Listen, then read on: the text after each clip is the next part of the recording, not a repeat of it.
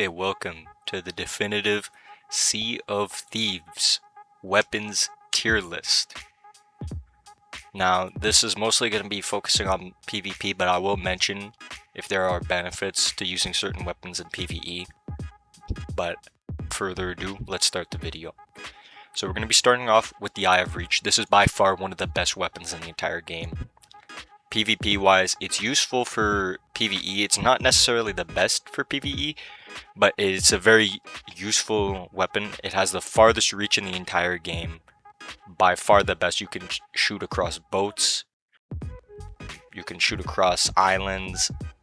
Overall, 10 out of 10 weapon. Guaranteed top of S tier.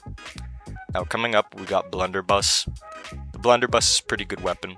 Now, I do think I would have put this at top of S tier previously before they had the Blunder nerf, but overall, it's still an S tier weapon. Excellent for stopping people from boarding. Excellent for doing PvE bosses. Overall, another 10 out of 10 weapon. Pistol, another banger. This is like an alternative. If you wanted, instead of doing Sniper Blunderbuss, which is considered one of the big metas for double gunning, the other option is pistol. Pistol, excellent. Pairs amazingly with sword as well, because, well, in PvE, it's probably better than sniper because it's not like you're shooting things across the map anyway, and it has a faster reload time than a sniper. And if you're doing quick reload, you can actually kill people before they finish eating. So this is an easy S tier. Now, sword can be excellent if used properly, but it's a much lower skill ceiling weapon. Because of the movement that you can do with sword, I have to put it in S tier. But if it didn't have sword lunge, it would be probably A tier, because you are limited to the range of the sword, which is not always optimal. If you're on a smaller boat like a sloop, this can be extremely useful, but if you're on something larger like a galleon, you might actually have a bit of trouble unless you have your full team. Now, we got the double barrel pistol. This is by far the worst weapon in the entire game. There is no reason to use it unless you're doing the commendations. Genuinely, it takes longer to shoot than every gun in the game, and it actually has a shooting like pull-out time or whatever, because how it works is in order to shoot 2 shots, you have to hold the click, and holding the click stops you from being able to like shoot immediately because it needs to register if you're gonna do a double shot. So there's no reason to use this weapon. It's less accurate than the regular pistol. It reloads like twice as slow as the regular pistol. There's no reason to use this. A regular pistol can literally do more damage in the same amount of time. Now for the blowpipe. The blowpipe, it has its use cases, but overall I think it's extremely overrated, especially for PvE, because quite frankly, the only use that you have in PvE is with gold skellies. But the thing is that you can just throw water on them with a pistol. Now mind you, if you're on an island, there's no water, okay, yeah, sure, it's a better weapon. But overall, I can give it an A tier because there has been very niche case uses in PvP, especially when you're trying to get somebody to stop bucketing.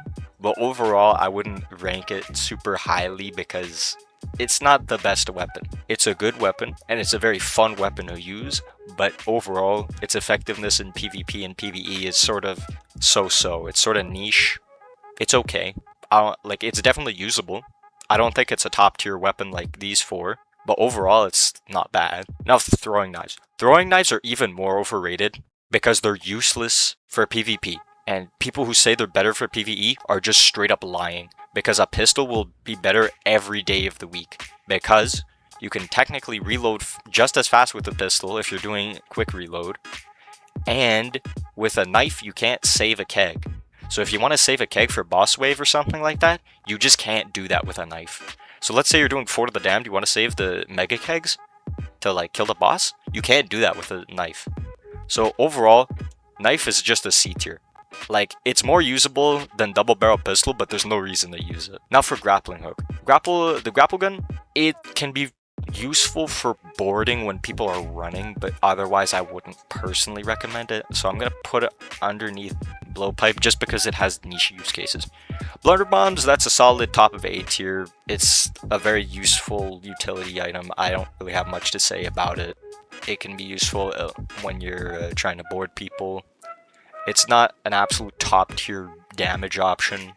Now we got firebombs. Firebombs, probably the most mid weapon in the game. They're useful if you're trying to sail someone out of zone in Hourglass and you're trying to sink them at the same time.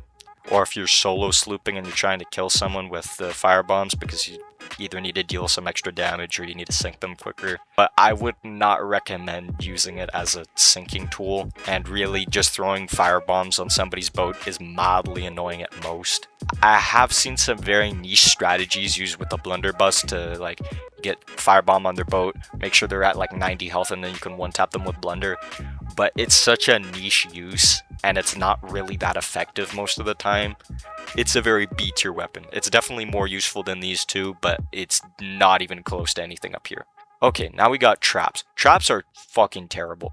Genuinely, joke weapon. Top of D tier though, because this is even worse.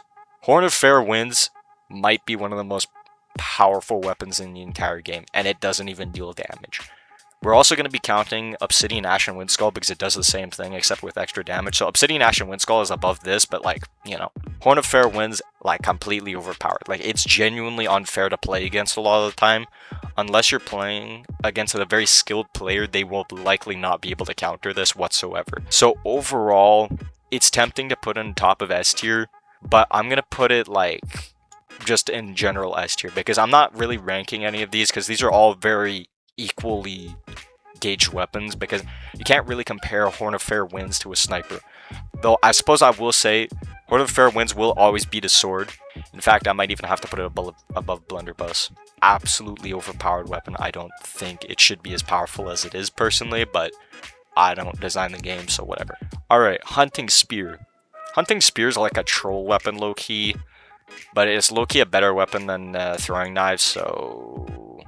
Skull of Siren Song. Complete garbage. There is no reason to use this. Better than a trap. There's no reason to use it. I'd say probably it might actually be better than knife when I think about it. Ashen Windskull is low-key better than the Siren Skull, but it's still in the C tier. It's kind of whatever. Flameheart Sword. No reason to use it. It's good if you have it, but there's no reason to use it because it's annoying because it takes up an item slot and you can't eat while using it, so it's sort of eh. I mean, it's probably better than a few of these options, but this is stuff that you generally shouldn't use. Alright, Trident of Dark Tides. This is probably a B tier weapon because it's kind of shit in PvP, but like, it's pretty good for PvE, so I don't know. I don't really have much to say about it. It's very good in PvE. You full charge it. Easily kill just about everything. You can 2-tap mini bosses. Go through boss waves super quickly with it.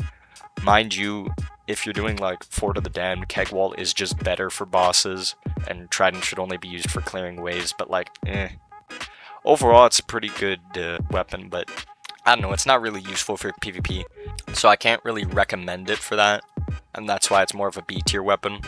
This is a pretty objective tier list. There's like a few things that you could switch around, like the placement of stuff in each tier could probably be swapped around a little bit if you want.